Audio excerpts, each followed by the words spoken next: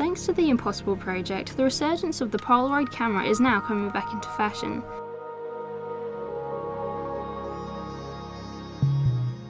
Today we are talking to Thomas from Pigeon and Taylor, an avid user of the camera.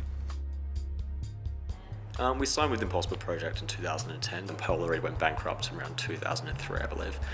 It's actually made up of members of the original Polaroid brand.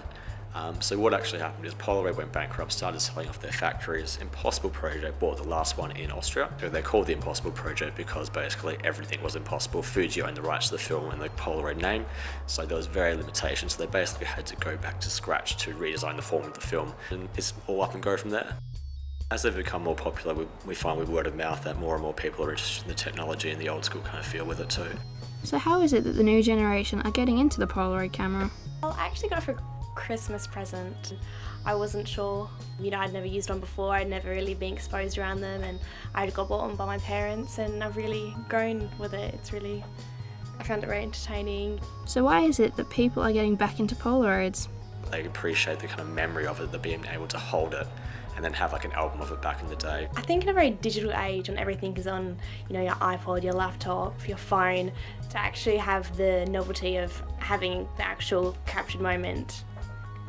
Because there's only a limited amount of film per pack, you don't take photos of willy-nilly, you set a shot up of your friends, or it's just a little bit more thought out, I suppose.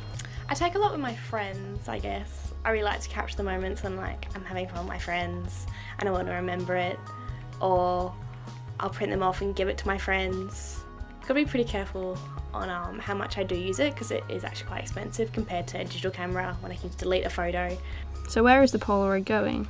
I guess people are a bit sick of the digital revolution, I suppose. So I guess that more malleable feel of the kind of product in your hand as well is quite cool. With digital print, it's not always printed out like in photo albums, or photos actually get printed out. It's always just on a screen, but to actually have it in your hand, I think that's something that a lot of people are really growing towards.